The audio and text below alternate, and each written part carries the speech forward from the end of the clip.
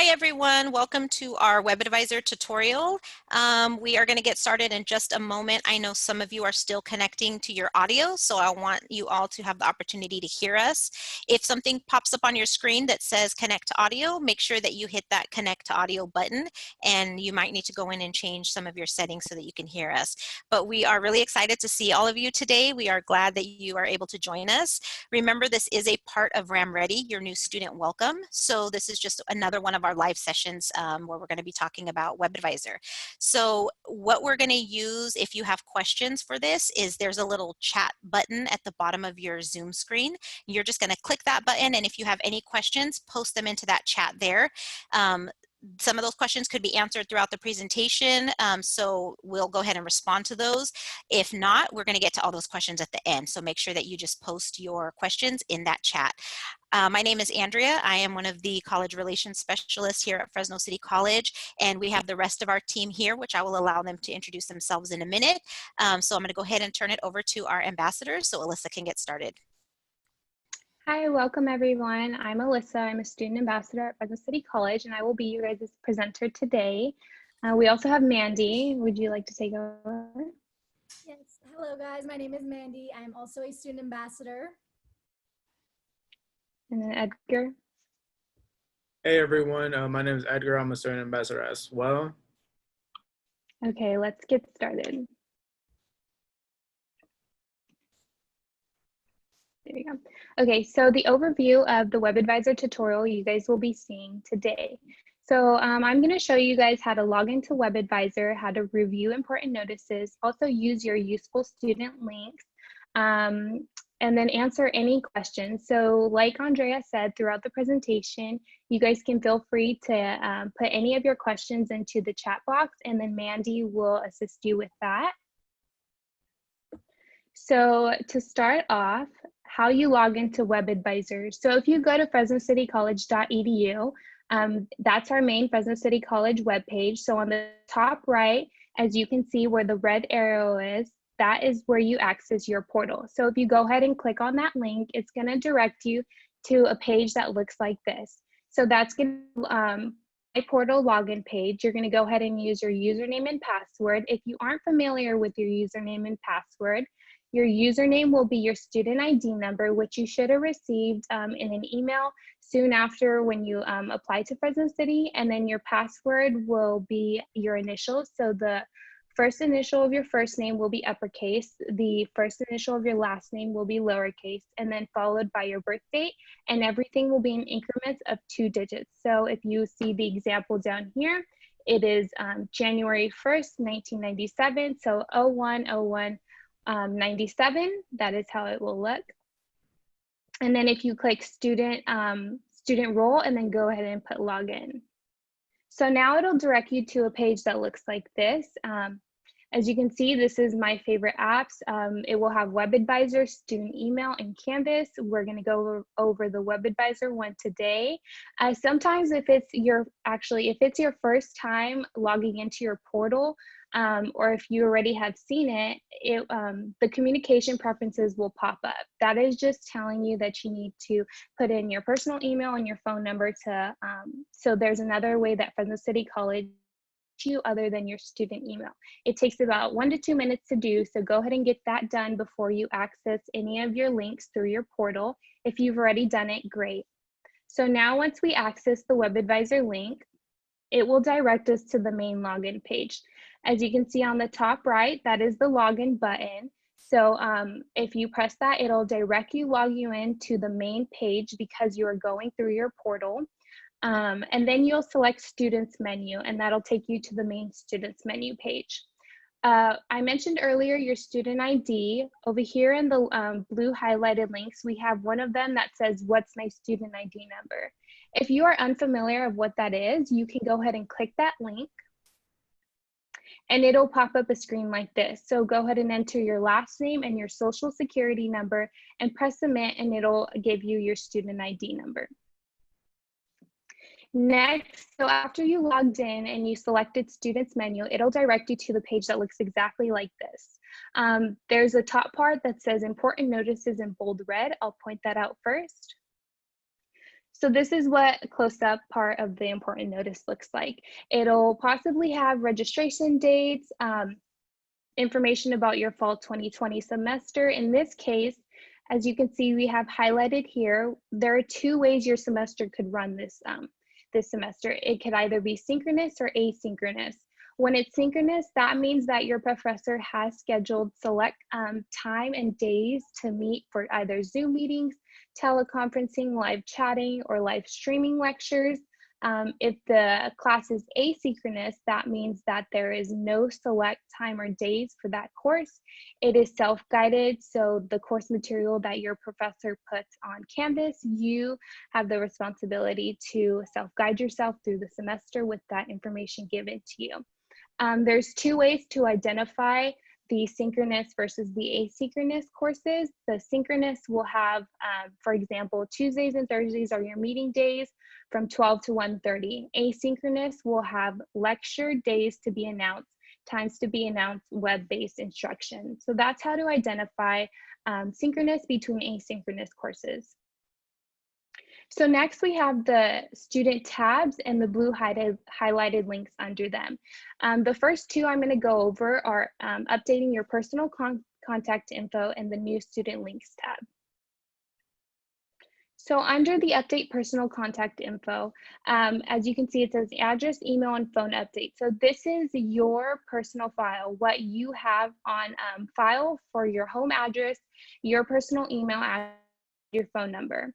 If you ever have any changes to any of those, this is where you would go to correct that. Now under the new student links tab, there's the online orientation. So before you guys were able to register, you should have completed the online orientation. So if you've already registered for courses, then you've already done the orientation. But if you have not and you're unsure, this is where you can access the orientation through. Next, we have search and register for classes. So this is how the format will look to the right. There are 3 locations that must be filled out in order to press the submit button. The first one will be your term. The next one will be your location that you will take the courses at. And then the third one will be your subject. And then you can go ahead and fill out the course number, which will distinguish what class you were taking in that subject. And then go ahead and press submit, and there will be a list of courses that are offered to you. Next, we have My Cart. So this is how your cart will look like. It's similar to a shopping cart, but except for classes. So you go through your register and search, you found a few classes and you add them to your cart and they'll show up here. As you can see, there's an action tab, a term, a section name, so that's the course name, the location, the course, and the meeting information. So like I explained earlier, when there's synchronous courses, this is an example of that course because this one has an exact time and date for the meeting of the courses. And then the faculty, so the professor you will have. And then this last part is available capacity and wait list. So the way this one is read is there is 29 spots available out of 29 students allowed, and there are 0 people on the wait list. So you'll have multiple classes in your cart, and when you take action upon them and you expand the drop down, there will be 3 options you guys can choose from. That's going to be registering, removing from your list, or adding to the wait list. And so whichever one you choose for your courses, you can go ahead and scroll down, and then as you can see this checkbox here, that one you must check. It is asterisked in order to submit. So go ahead and check that and submit. Once you have done that, you'll get a confirmation page explaining what you did for each course and the action you took. If not, you might get a red error message. And this is an example of one. It's saying that one class conflicted with another. So in the case of that, just go ahead and go back and check things out, resolve the problem, and then redo the submit button and the checkbox. So next we have managing my waitlist. So once you've added a class to your waitlist from your cart, it will not show up on your cart anymore. It will show up on that link. So whenever you get permission from your professor or the school to go ahead and enroll into the course prior to the start date, then this is where you would go. You would go to manage my waitlist, go ahead and select action, and go ahead and either select register or remove from your waitlist. And then once you do that, you can go ahead and submit using the permission number, and then you'll get a confirmation page saying you are now in the class or you have successfully removed that course from your waitlist. Next, we have my class schedule.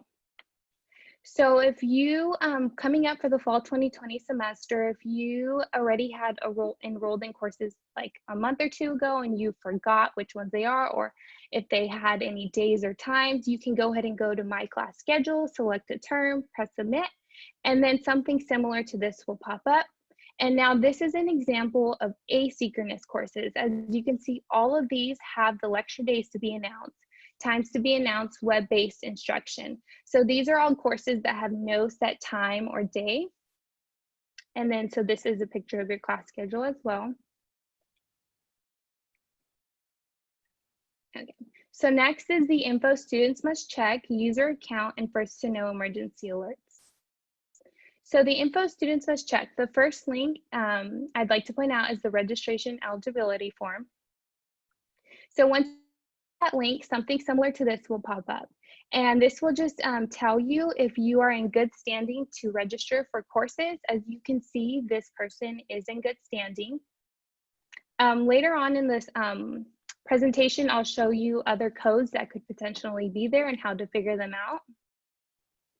Next, we have the sign up, first to know for to receive emergency text alerts to cell phone. You just need your phone number and your service provider to go ahead and sign up for that to know any emergency text alerts that could potentially happen on campus when we do return. Also, your user account. When you view your district email address, that's your student email. So as a first-time student, it's easy to forget that email address because it's new. So if you ever do, go ahead and reference this link to see your email address. And then the next one is the first to know emergency alert. So some links are duplicated on WebAdvisor just so they can put them in under another tab that's specifically for that. So this link is actually going to be the same as the link I pointed out right here. So now we move on to the financial aid tab. So the first one is financial aid status by year, which is similar to financial aid status by term, except that's just going to give you the yearly report. But the financial aid status by term is going to look something like this. So you would first select the term that you would like to see your financial aid status for. Go ahead and press submit. And then once you do, you will see something that looks like this. So it shows you your financial aid package and all of the grants or any funds that you may have received, the amount, and if they were awarded and accepted, and also your total estimated funds.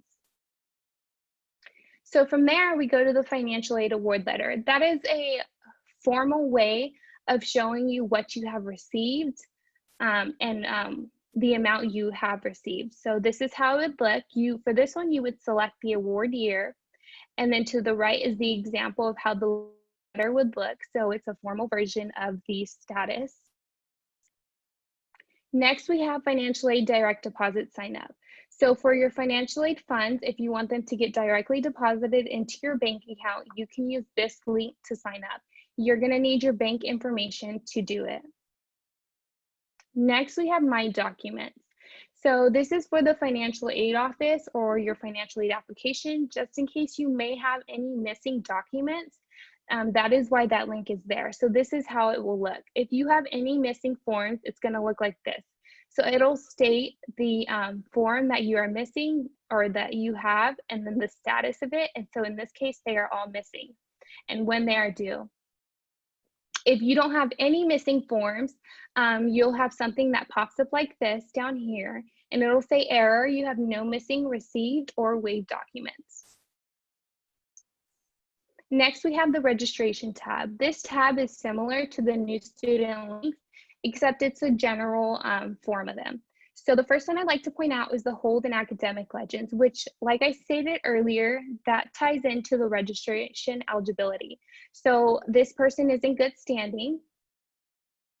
But here, under the holds and academic legends link, These are the possible codes, and there are more sheets of paper for this, but you would have to click on the link. These are the possible codes that could go under this registration standing, and this is the description for them, and then this is where to clear them at. Next, we have using authorization code to add class. So this is how the form looks. So after the start date, which is Monday, August 10th, your professor might email you to let you know that you are able to now enroll into the course. So they will give you an authorization code to do that. You can go ahead and put the class number in here, and it shows you an example of how that should look, which is this last section here. And then go ahead and enter the authorization code, which is the one that your professor will give you. And then you can press submit, and it will look something similar to the managing my waitlist. You'll get a confirmation you are now enrolled into your course. Next, we have academic profile. So the first one I'd like to point out is right here, ordering your official transcript. Sometimes scholarships may require an official transcript for you to apply for the scholarship. So in case of that or any other reason, this is where you can access your ordering official transcript. So once you do order it, then you can refer to this link, which is the transcript request status, to see the status of your transcript. It takes about 1 to 2 weeks to come through the mail. So you can always check the status here once you've requested it. Next, we have the registration and fee balance statement. So for your record or any other reason, you would want to see what classes you were registered for, say for a previous semester and the amount you paid. That is where you can access that through. Next, we have the view/print my unofficial transcript. This is for your personal use. So say you wanted to see a course you took 2 semesters ago and the grades you received in it. This is how you could view that. This is your unofficial one, so it can't be used for official terms. You can press submit once you click on that link to access your unofficial one, and then you'll go ahead and view it, which there's an example of one right here. So this has everything from the start of your college experience at SECD district. So this is for all the colleges in the district. It will show you every class you have taken with the grades. And then on the top right, it'll also show you the date the transcript was ran. Next, we have the financial information and other services.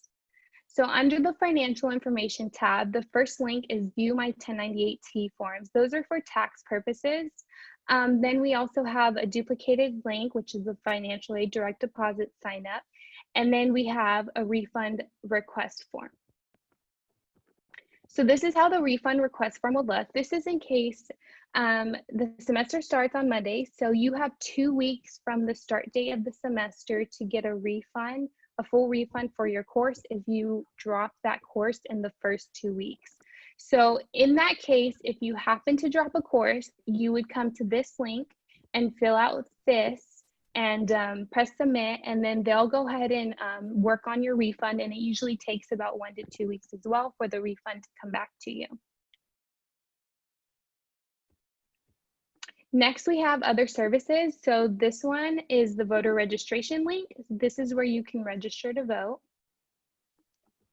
The next 2 tabs are the student self-service as well as make a payment. So these ones are pretty similar. The first link under student self-service is going to be the student finance view/pay on my account. This is going to be the same link that you actually see right here under make a payment. This is where you can go ahead and pay your tuition fees.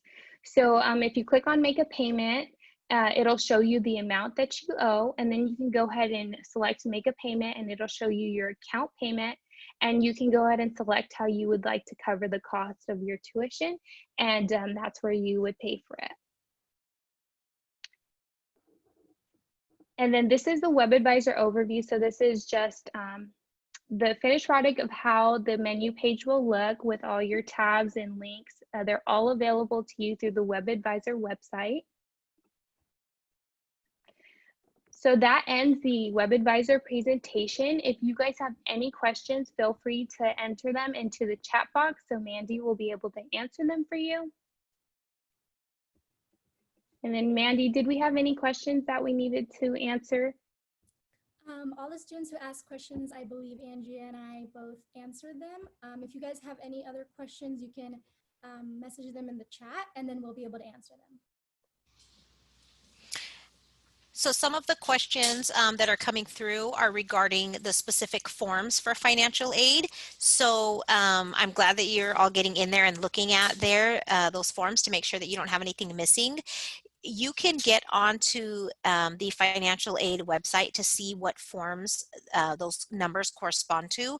If they do not have a number next to it and it doesn't allow you to click on the form, then you're going to want to go ahead and contact the financial aid office. So the important thing to remember this week is that if you contact the financial aid office this week and you put RAM ready in the subject line, they will get back to you as soon as possible. So they have staff dedicated to answer those questions and kind of move you to the front of the line so you won't have to wait. So right now there is a wait period for students of about a couple days, but since you all have attended RAM Ready, if you put that in the subject line, RAM Ready question, then the financial aid staff will go ahead and get back to you. So that's one of the incentives of coming to this event. So I want to make sure that you know how to get onto the financial aid website for that information. And then Mandy did answer one of the questions we had. Do you still need to fill out the application for a four-year university? So yes, what we're talking about here is your financial aid for Fresno City College and Community College. So if you've done that already, great. And then whatever institution you're going to next, you'll either fill out the FAFSA or the DREAM Act. So you want to check with whatever office is at the institution that you're going to if there's anything else you need to do. Let's see if there's any other question. So it looks like, what does it mean when there is a negative sign in front of a payment fee? So Alyssa, Edgar, or Mandy, have you guys ever had a negative sign in front of your, yes? And what does that mean? It just looks like it means that they're giving you a credit, so that will go towards your tuition payment. So if you have like a fee that you need to pay, and say it's a $25 fee, and you have a minus 15, it will take that off of that fee. Yes. So look at that. Make sure that you don't have any outstanding fees or anything. If you do have any fees, you want to make sure that I don't know if in WebAdvisor it tells you exactly what that fee is for. You will see that possibly if you have any holds in that legend and your academic standing that Alyssa pointed out. But if you are seeing any fees in there, they could be associated with any health fees. If those need to be covered by you, there are mandatory health fees for students. If you attended any summer classes to get ahead of the semester, or you checked anything out from the library, those could be fees in there. So just go ahead and explore your WebAdvisor. We could help you out if we could look up your record individually to help you out. So if you call our business office, just look up the number online, go to the Fresno City College website, and all those contacts are on our RAM Ready page, so you can contact the business office by looking up their number right there. You'll want to see what fees are owed. So we can't look up your information individually right now, but we would encourage you to get in touch with the business office to see what that fee is for. They'll be able to look up your record individually with your ID number, and then you can go ahead and see what you owe for that fee. So it could vary. Maybe if it does have a negative sign in front of it, it's not a fee that you owe. So just make sure that you call the business office for that. They will be the ones to answer any questions about any fee related information. Mandy, are there any other questions in there coming through for the chat? Yes, there is one from Anthony. He says he has a $15 overdue fee, but school hasn't started yet. Any idea what that would be? And that's what I was just answering right now. So you want to log into the web page, look at the RAM Ready web page, and find the business office phone number, and make sure that you contact them so they can look up your record. Any other questions? We have one from Priscilla. What will be a good way to send my forms in? Financial aid forms, I'm assuming? Yes, so to send your forms in for financial aid, you can either send them through postal mail, which will take a few days to get to them, or you can upload them you can send them as attachments through the financial aid office. So like I said, go onto the webpage. The RAM-Ready webpage has all the links to all of the areas that are working remotely right now. So our financial aid office does give you different ways to upload forms, and it's also listed on their webpage, so you'll be able to see that. If any of you went to the live session that the financial aid office held, that's a you can also access that again. It's on our YouTube page, Fresno City College's YouTube page, and some of those questions were asked in there. So they did a presentation just like this, and they listed the different ways that you can send your forms in to them. So you really want to be careful about how you send your forms in, because there are certain things they will not accept, and you have to make sure that you send those documents. One way that they are not accepting is in person. So you are not able to come to the campus, and you are not able to turn those in person. So you got to make sure that you look at what the criteria they have for taking documents in. And let's see, what else? What is a health fee? So yes, that's a good question, Priscilla. So your health fee, it covers the different services that are available on campus to you. So your health fee covers you the ability to get services from our nurse's office and from our psychological services office. So that's a fee that all students pay. Sorry, I don't know if I cut out there. Your health fee covers the health services and the psychological services that you guys receive. So that is a fee all students have to pay. And so you just go in and you pay that through your account here through WebAdvisor, like Alyssa went over. And any other questions, Mandy, that you saw to come through as I was answering that one? Yes, Amy asked a question about direct deposit. She said, once you register your bank account information and see notes stated not verified until pre-note process, what does that mean?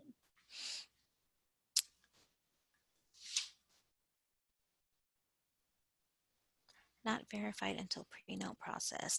I'm not sure what that one means. You'll have to contact the financial aid office for that. So you have to remember, like, WebAdvisor is an accumulation of a lot of different things. So for registration, if you have issues with registration, all of those questions are going to be like, if it's something that you can't figure out on your own, or something you can't fix on your own in your own account, you would follow up with the registration office, our admissions and records. If it's anything having to do with your financial aid and you see errors in there, or you see missing documents, or you see things that you're not able to sign up for your direct deposit, you'll need to contact the financial aid office. So it could be a simple error that you made when you were inputting your number, or they need additional information to verify. So you just want to make sure you follow up with financial aid and let them know that you did put in your online direct deposit if you were awarded financial aid, because not everybody will qualify for financial aid. So if you did fill out your FAFSA or DREAM Act and you were awarded, that's where it will show on your award letter. So hopefully that it might not be answering your question, Amy, sorry. It's just, we don't know what errors could be showing up for you. So you just got to contact the financial aid office, because those are the people who will be able to help you with that. So hopefully that helps you get somewhere.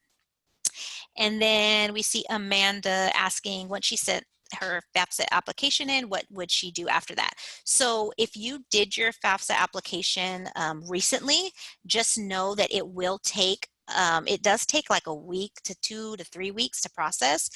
If you've done it a long time ago, then our school should have received it by now. So what I would do is I would go into your FAFSA, not WebAdvisor, but your actual FAFSA account, and make sure that you did indicate Fresno City College's school code so that we get your information. Because if you didn't indicate our school code, the information would never be sent to Fresno City. So make sure that you go in and you add that. You can, once you're in your FAFSA, you just search for Fresno City and the school code will pop up and you can apply it to your record there. And then after that, our school will get it. So you can always call financial aid and just ask, hey, I did my application, last week. Does the school have it? Is there any information for me right now? And then they'll be able to tell you if we've received it. So hopefully that answered your question, Amanda. If it was recently, you might wait a bit of time before you see anything posted in there. Because right now there's a lot of students that are still finishing up their applications and getting them in. Let's see what else. So Anthony asks, I think we answered Anthony's question. Did you see any other come through, Mandy, while I was answering those? Yes, we had one from Joseph. He asked, students are only allowed to come on campus if they need to pay for textbooks. Am I correct? So right now for services, if that's what you're talking about, Joseph, the bookstore is going to be open some limited hours. So make sure when you come to campus that you wear your mask, you adhere to social distancing, and then you can purchase your textbooks from there through in person.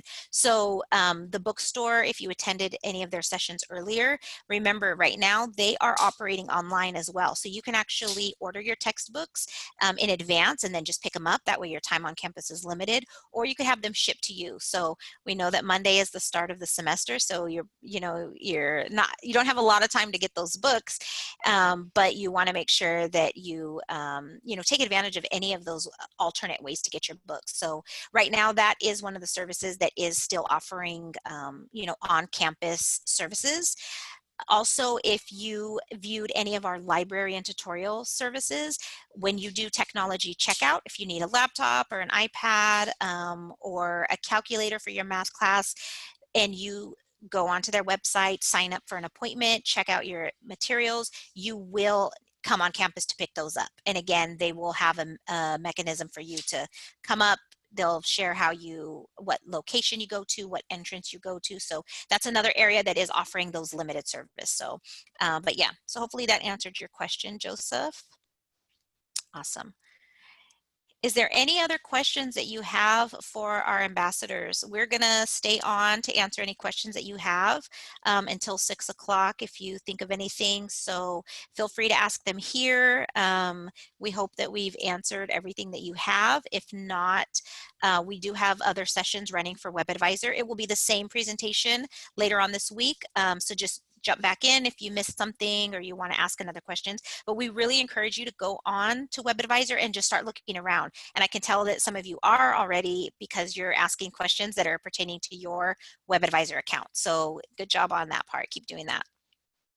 Do we have any other anything else that we want to add, Mandy or Alyssa or Edgar, in WebAdvisor that maybe will help students in anything? You guys are free to add anything if you like. So I did get a question about when they search for classes saying that the search criteria is not there.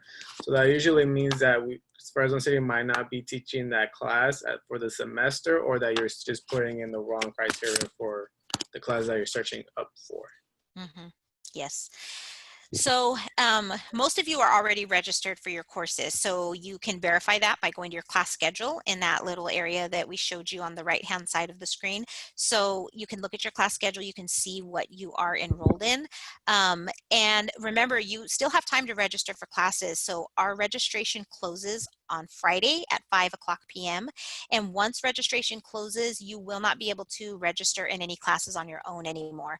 So the only way that you will be able to get into classes is by emailing an instructor and asking them if they have room in their class for you, and they'll be giving you an add code. So if you're enrolled in 2 classes and you want to add another one, now is the time. So make sure that you go in and you use that search and register function. And if the class is closed or has a wait list, you can always get on the wait list.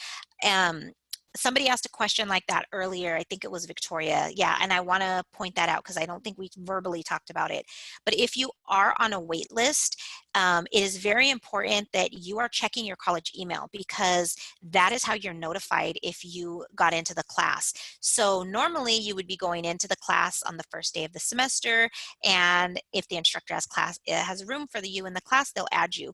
What you have to do now is you have to email that instructor and let them know you're on the wait list, and then is there any room? If you're lucky enough and you get permission in advance, meaning that somebody dropped the class and you moved up on the wait list, then you'll get that by email. The only thing with that is you have 4 days to add yourself to that class. So if you don't add yourself to that class within those 4 days, your permission expires. And unfortunately, there's nothing that can be done. You have to get back on the wait list, or you just have to do what we call crash the course. See if that instructor will allow you to get in there by emailing them. So just make sure that you are checking your college email in advance to make sure that you are not missing out on any important emails from the wait list. And then let's see. Yes, so did that answer your question, Victoria? What would you recommend to do if you are on the wait list for any classes? Keep checking your email every day. Make sure that you did not miss any waitlist notification to say that you got permission. And then if on Monday you're still on the wait list, you just need to email that instructor. Let them know, hi, this is me, this is my ID number. They can see that you're on their wait list, so they'll know who you are. You're not just coming out of nowhere. They'll see that. And then they'll let you know if they have room in their class for you. So one of the things you might be thinking is, well, if it's online, then they can add everybody, but that's not the case. They can't just add everyone to that course. The instructor still only has a limited amount of room in his or her class, to be able to add. So, make sure that you we encourage you to try to get enrolled in a class. So if there are other courses that are open, the same course but a different section number, we encourage you to do that now. Try to find a class that's open. So you still have time for that to do if you have not heard anything yet from the wait list. So hopefully that answers your question. Awesome.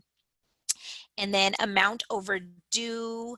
The amount overdue, I don't know if that part, and maybe ambassadors, you can chime in on that. If it says amount overdue, is that the same thing as a refund? If it shows a negative, I think it will be, but if it's not a negative in front of it, then that means that that amount is due for something. It could be your enrollment fees, your tuition. It could be a health fee. And if you took any summer classes, it could be any fees from your summer classes. So if you see an amount due, again, you're going to want to contact the business office, and they will look up your record individually, and they will tell you exactly what that fee is for. So hopefully you can get that taken. And these are all things that you can get taken care of any day this week. So make sure you sort that out this week, so you don't have to worry about it on Monday or for the rest of the week. All of our offices are offering, operating remotely. So you can pretty much 8 to 5, everybody's should be answering their phones, should be answering their emails, should be getting back to you. So make sure that you access all of those things Monday through Friday, 8 to 5. Is there any other questions that we have? Just go ahead and post them. We're down at the bottom of our list, so if we missed a question, just repost it again so that way we can see it.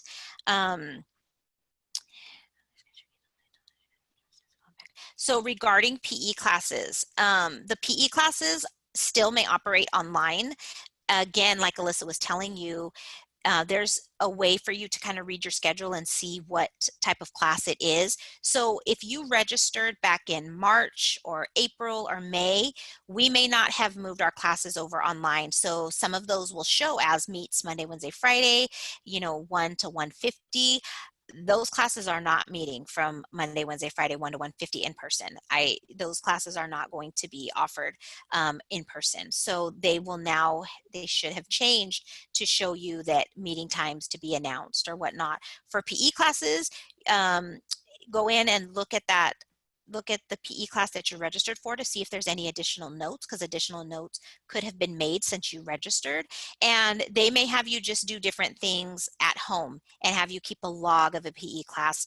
We had a student that was enrolled in a PE class, and that's what they did for it, because you can't be on campus right now. So just make sure that you're looking at that information.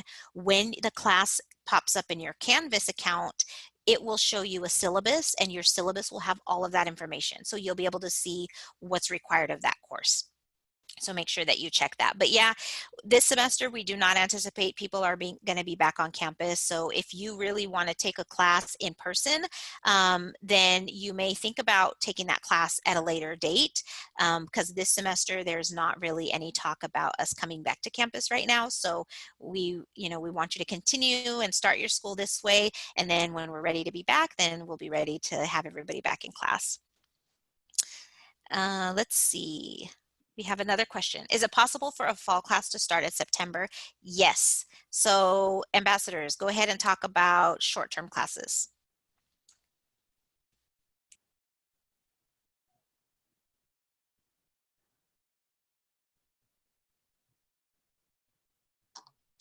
Yeah, so the short-term classes, they usually meet after the semester starts. So the thing about them, they're more condensed. So because they start in the later semester, they might meet like pretty much every day, or they would be like long hours. And then since they're more condensed, you have to do more work, not more work, but you have to do that work more often. And you have to keep up with them. So the way they work is just like a regular class, but it could also be sort of like a summer class in the way that they're condensed. So your semester, most of you will have classes that start on Monday, August 10th, and they will go all the way until December.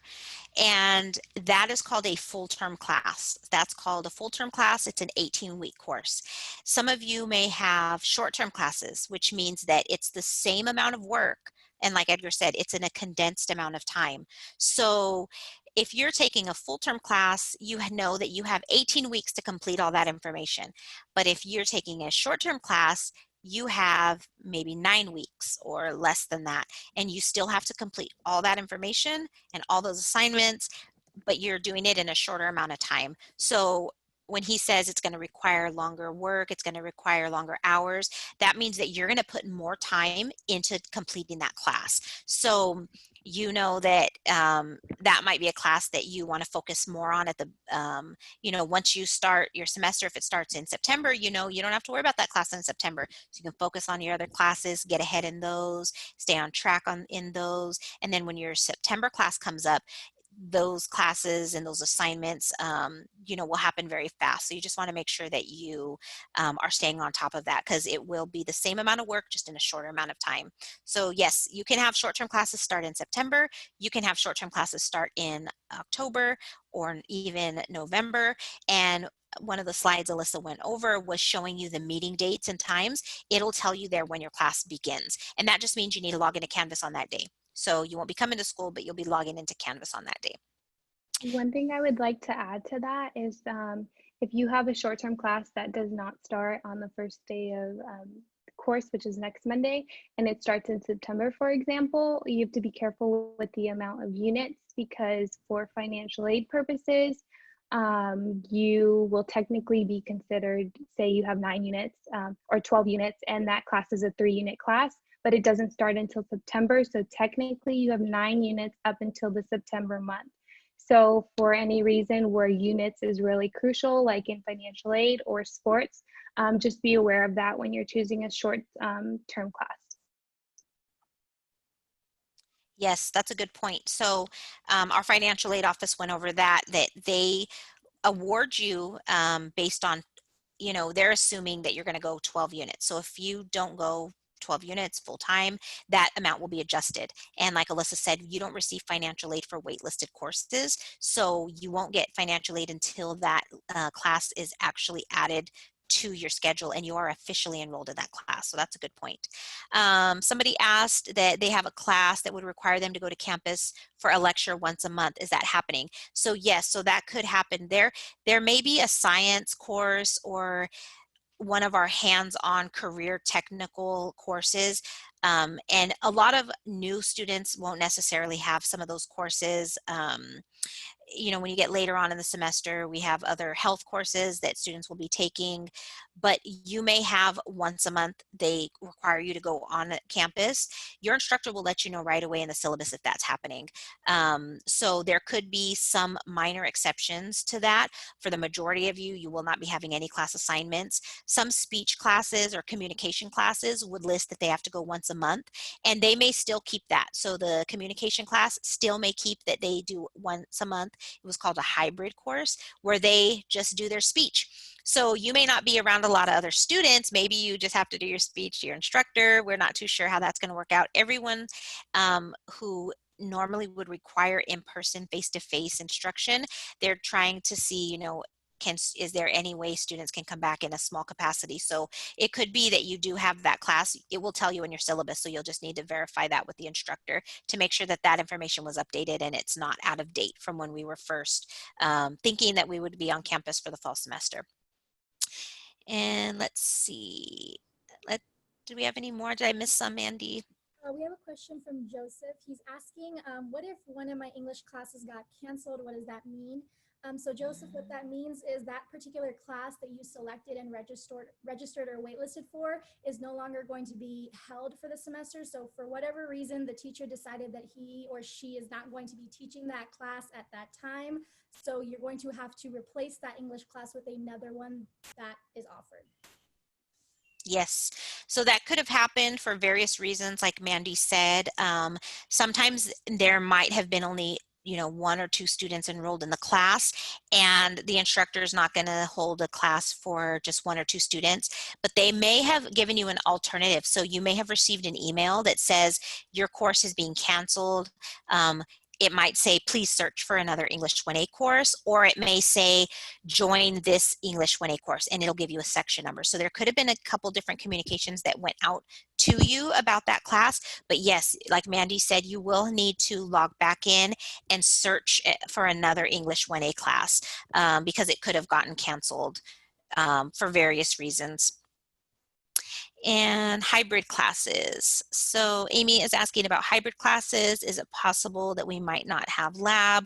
Or yeah, so with hybrid classes, remember prior to COVID-19, Fresno City always offered online classes. They always offered hybrid classes. So those hybrid classes may now have been change from a hybrid to solely online. So it could be that you will not come to class, you will not meet on campus at all, and they will find alternative ways to be able to provide labs. So if you're in a biology class or something, you know, that had a lab and now it doesn't have a lab, that information will be shared with you through your syllabus. So you will know exactly if you have to come to campus, if there is a certain day that you have to come to campus, you know, what you have to do. So just make sure you read your syllabus, make sure that you stay in contact with your instructor so that you can find out exactly what's required for that course.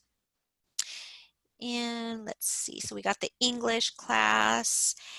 Is there any other questions that you have for us regarding WebAdvisor, what they covered, any of the links that are there that you want to go over? Go ahead and go to the next slide, Alyssa.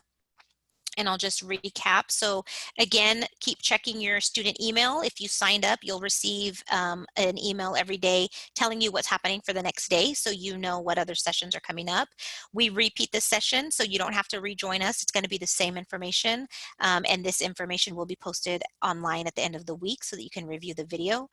Attend the live sessions to meet your pathways. So your pathways are the counselors and the staff and the faculty that are part of your specific program. So if you're a business student majoring in business, you have a pathway. You have a team of people who are going to help you get through your educational goals. So they have listed their times on our website, on the RamReady webpage, and we also emailed you that information. So in addition to these live sessions, go to your pathway sessions if they have not met yet. Some of them met today, some of them are meeting tomorrow. So if you miss those events, you will have the opportunity to watch their videos, but we want you to attend those live sessions because you will actually get to interact with them. Your counselors will be there. Sometimes the faculty will be in there, and you'll be able to get your questions answered about making appointments with counselors, and they'll be able to tell you about their programs. So make sure that you go on to that, and all of our information is listed on our webpage there at the RAM Ready webpage. And let's see, I think we have another one from Sarah. What does it mean when you have only one class in Canvas? That just means that only one class has been published so far. So if you are enrolled in multiple classes, those classes should be available in Canvas on the first day of school. So just keep checking that. Some instructors have been really good and they've posted their classes in advance, and some of them have not posted them yet because they might still be working on it. What you have to understand is, you know, this is new for you. Learning online is new for you, but learning and teaching online is also new for your instructors. A lot of them have not taught online before. You know, they were used to teaching in person, so they're also having to get acclimated to online learning. So they're still probably working on some of their Canvas courses, and all that information will be posted for you on Monday. Just in case you log into your Canvas on Monday and you don't see any of your courses there, remember in WebAdvisor you have your contact information for your instructors. So when Alyssa showed you that class schedule, you know exactly who your instructors are and you can email them. All their contact information will be listed there. So you can see that. Actually, is it in your class schedule, or do they see that when they look at their, is there a different screen that they see that in? I can't remember if it's their schedule or if it's their cart that they'll see that information in. It could be in both places, so just make sure that you look in When both. you expand the details on a course, when the list pops up after you register for it and you expand the details, the professor's email will be there. Yes, so you'll know exactly who your professors are, and then you'll be able to contact them. So yes, right now it's not really time to panic. If you don't see your course, it's okay, that's still getting in there. But on Monday, if you don't see it and you know your class schedule says your class starts on Monday, you want to make sure that you are reaching out to those instructors. And again, check your email, because if there's a notice that goes out, it's going to go out by email. It's also going to go out by text alert. So make sure that you sign up for the first to know emergency notifications.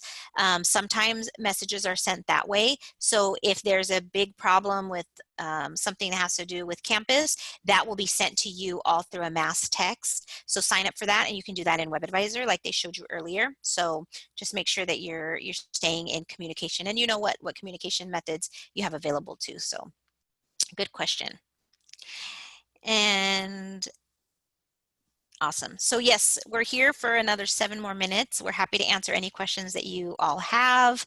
Hopefully you have taken advantage of the other sessions that have come up. If you have questions about Canvas and you have not attended our tutorial, there'll be more throughout the week.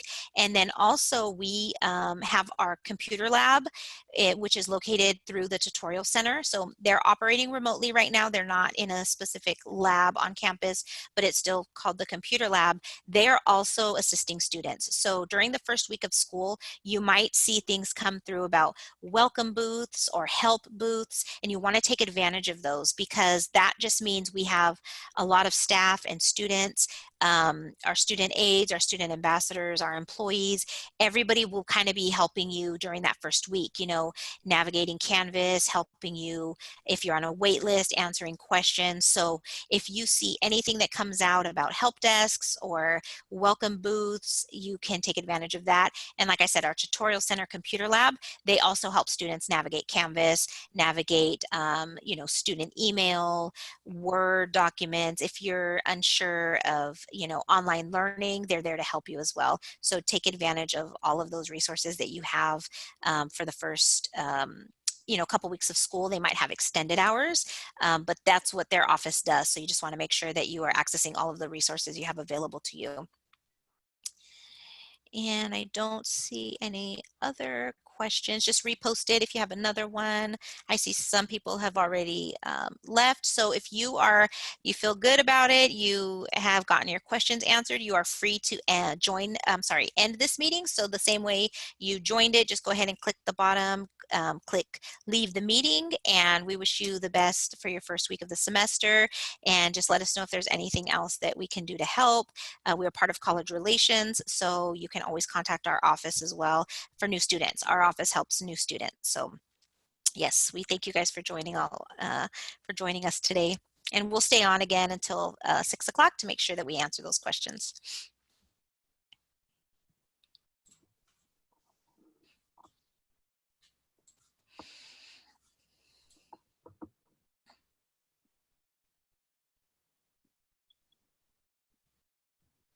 So if you have another question later on and we didn't, I'll go ahead and I'll type it in the chat right now. So you can send it to our email. It's going to be collegerelations@fresnocitycollege.edu, and put RAM ready in the subject line so that we know it's a specific RAM ready question, and then we're able to filter that really quickly and we can help you. If it's something we can't answer because it requires like a specific office like financial aid or admissions and records, we will give you that information to connect to the next office. So just email us, collegerelations@fresnocitycollege.edu. Make sure that you put RAM ready in the subject line, and I went ahead and I added that to the chat so you all can ask your questions a little later if it's something that pops up that you didn't think about.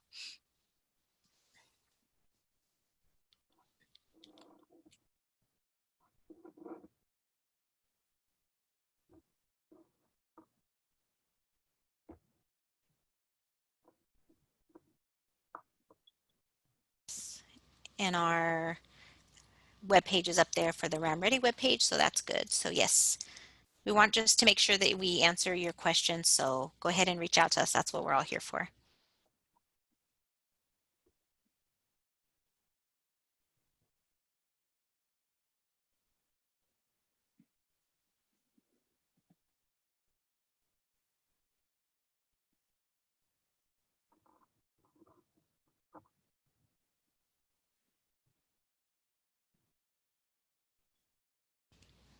And then in the chat, someone else posted the financial aid number. So that's also in there. If you are trying to get a hold of the financial aid office, they're at 442-8245. So you can go ahead and scroll up in the chat, and it also lists their phone number there as well. Tomorrow we have an event going where we will have extended hours. So some of the staff will be available, counselors and our office and financial aid will be available until 6 o'clock. So you can always call in if it's past 5 tomorrow. Tomorrow is Wednesday. That will be one of our special events that we've had all summer. So just go ahead and you can send them that as well. And then let's see. Oh, Sarah's asking about First to Know. So if you put in your information, your cell phone number and your phone provider and press submit, yeah, it'll save it. So if you log out of that link and then you come back in, you'll see that it's updated there, and then you will be you'll be in that group to receive those messages. You'll see that you'll receive the messages two ways. You'll receive it in your email address that you provide in there, and you'll receive it on your phone. So sometimes you'll receive a lot of them because they'll go out to every campus. So you'll see, you know, I'm attending Fresno City and I get an alert for Fresno City, and then you might see another one come through for another campus. But yeah, once you put that in there, you should not have any other problems keeping that information updated. So awesome. Yes, Joseph, thank you.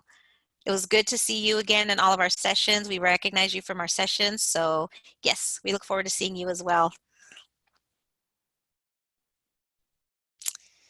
All right. And we are coming up on our 6 o'clock time. So thank you. And like we said, just visit our webpage for more information. Thank you to Mandy, Edgar, and Alyssa. You did a great job. And we'll go ahead and sign off for the night. Have a good night.